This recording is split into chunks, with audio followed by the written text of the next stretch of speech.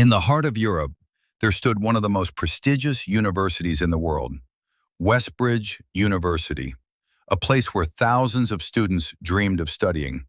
But for one boy, this university was not just a dream, it was a battlefield. His name was Malik, a quiet, hard-working boy from an immigrant family. The day Malik walked into the university campus, he carried two things with him: a small backpack and a very big dream. But the moment he entered his first lecture hall, something felt different. Students were laughing, talking, sitting in groups, and then their eyes slowly turned toward him.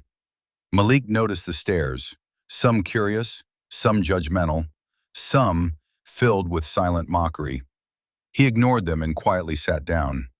But then he heard a whisper behind him. A boy said quietly, "Did they start giving charity admissions now?" Another boy laughed. "Maybe he's here for the basketball team." The boys laughed again. Malik heard every word, but he didn't turn around. Instead, he slowly opened his notebook, because Malik remembered something his mother once told him. Before he left home, she held his hands and said, "Son, people will doubt you, but never let their doubts become your limits." Those words stayed with him. Days passed, weeks passed, but things didn't get easier. In the cafeteria, students avoided sitting near him. In group discussions, his ideas were ignored. Sometimes professors struggled to pronounce his name. Sometimes students pretended he didn't exist. Malik slowly became invisible. But every night, when the university lights turned off, Malik's room light stayed on. While others were partying, Malik was studying. While others were sleeping, Malik was learning. Books covered his desk, notes filled his walls, his laptop screen glowed late into the night, and sometimes, in the silence of that small room, Malik wiped tears from his eyes. Not because he was weak, but because he was tired. Tired of proving that he belonged. One evening, something happened. Malik was standing outside the library, and he overheard a group of students talking. One girl said, "I don't understand how people like him get into universities like this." Another boy replied, "Relax, he'll probably drop out after the first semester." They laughed. Malik stood there quietly. For a moment, his heart felt heavy, but instead of walking away, he walked into the library. That night, Malik studied harder than he ever had before, because sometimes pain becomes the strongest motivation. Winter arrived.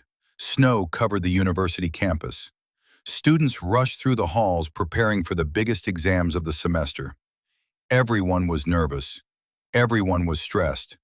But Malik was calm, because while others prepared for weeks, Malik had been preparing his entire life. Then the day finally came. The exam results. The entire class gathered in the lecture hall. The professor walked in with a paper in his hand. Students whispered nervously. The professor cleared his throat.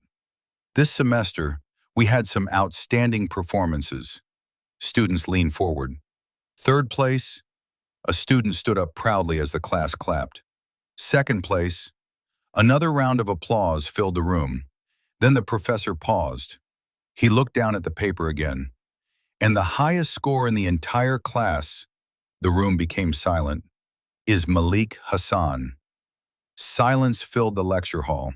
Complete silence. Students turned their heads, looking around, searching, and then they saw him.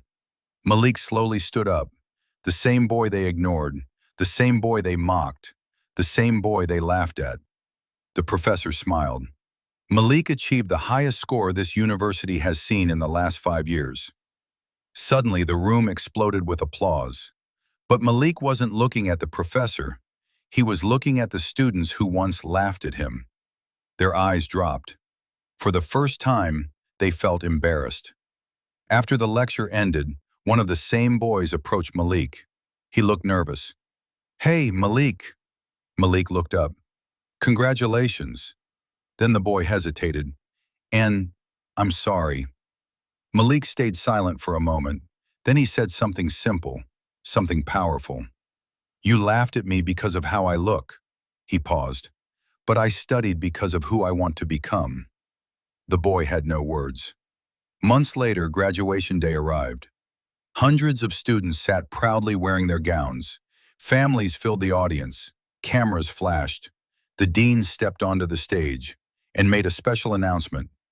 This year's valedictorian, the student with the highest academic record, is Malik Hassan. The hall erupted with applause. Malik walked slowly to the stage, but when he spoke, he didn't talk about grades. He didn't talk about awards. Instead, he said, "When I first came here, many people doubted me." The hall became quiet. Some laughed, some ignored me, some believed I didn't belong. He paused, then he smiled. But education doesn't care about your skin color. It doesn't care where you come from. It only cares how hard you are willing to work. The entire audience stood up. A standing ovation filled the hall. And in the crowd, Malik's mother wiped tears from her eyes. Because the boy they laughed at became the man they admired. And the university that once questioned his place would forever remember his name. Never underestimate the quiet ones. Sometimes they are the ones writing the greatest stories.